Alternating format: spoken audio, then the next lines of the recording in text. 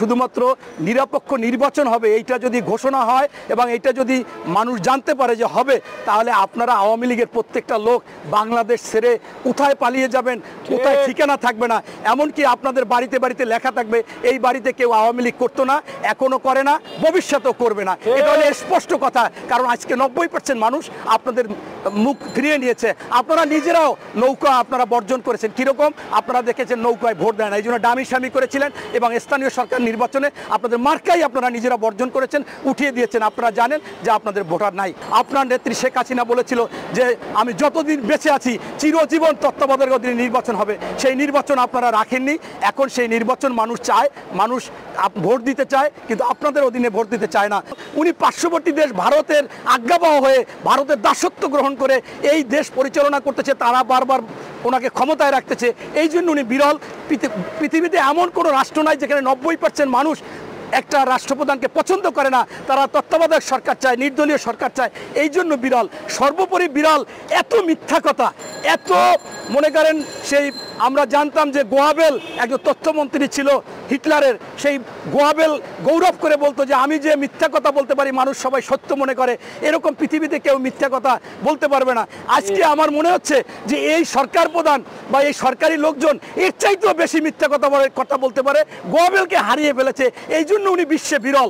এই বিভিন্ন এই গুণগুলোতে উনি বিরল, যে মানুষকে কীভাবে, এবং সর্বশেষ যে আজকে দুর্নীতি করেছে, এই দুর্নীতিতে ওনার বেয়ার ভাই বাবর 2000 কোটি টাকা আপনার পাচার করেছে, ওনার ছাত্রলীগ 2500 কোটি টাকা পাচার করেছে, এস আলম, ওনার দরবেশ, এরকম হাজার 11 লক্ষ কোটি টাকা পাচার করেছে। এই জন্য উনি বিরল। আজকে মনে করেন আপনার এই বাংলাদেশ ব্যাংকের লকার ওনারা খেয়ে ফেলেছে, এই জন্য বিরল।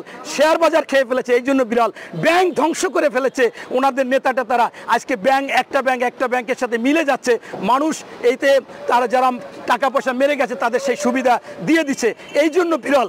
এই বিরল ওই ক্ষেত্রে জনগণের কাছে গ্রহণযোগ্য সরকার উনি না, জনগণের কাছে প্রধানমন্ত্রী উনি না। আসলে উনি জোর জুলুম করে, অন্যায় করে, ভোট চুরি করে, গুম খুন করে, হত্যা করে, মামলা করে, এই জন্য আছে, এই জন্য উনি বিরল। এটাই হচ্ছে স্বাভাবিক। আর ইতিমধ্যে ওবায়দুল কাদের সাহেব উনি আপনার এই 10-12 দিন আগে একটা বক্তব্য দিয়েছিল। আমি অন্য কাজে ব্যস্ত ছিলাম, ত্রাণ আপনার জাকাত টাকা দেওয়ার জন্য আমি এলাকায় গিয়েছিলাম। আমি এই কথাটা শুনে শুধু হাসতেছি। উনি বলছে যে জিয়াউর রহমান কোথায় স্বাধীনতার ঘোষণা দিছে, আমি জীবনে শুনি নাই কখনো। আরে আপনি শুনবেন কিভাবে? আপনার ভাই মির্জা কাদের বলেছে, আপনার বাবা, আপনার জ্যাঠা রাজাকার ছিল। মুক্তিগামী মানুষের বড় বড় গরুগুলো এনে তারা জবাই করতো, আটকিয়ে রাখতো, বিক্রি করতো। আপনার ভাই মির্জা কাদের বলেছে, সব জায়গায় আছে।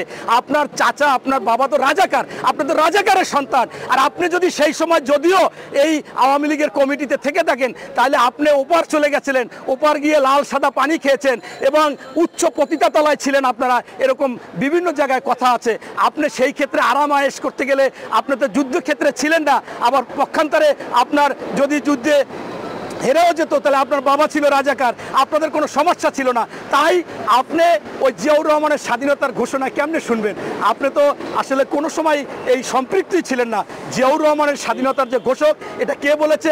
আপনার প্রধানমন্ত্রী শেখ হাসিনার স্বামী ডক্টর ওয়াজেদ, পরমাণু বিজ্ঞানী। তিনি বারবার বিভিন্ন জায়গায় লিখেছে যে আমি এবং আমার স্ত্রী শেখ হাসিনা নিজেরা শুনেছি যে আমাদের এই জিয়াউর রহমান, মেজর জিয়া স্বাধীনতার ঘোষণা দিয়েছে। এরপর কে বলেছে? উপ অধিনায়ক যুদ্ধকালীন একে খন্দকার বলেছেন। এবং কে বলেছে? মহিউদ্দিন খান বাদল, তিনি সংসদে বলেছে আর ইতিহাস বিকৃত করতে চাই না জাসদের, বলছে আমি নিজে শুনেছি এবং নিজে যুদ্ধ করেছি।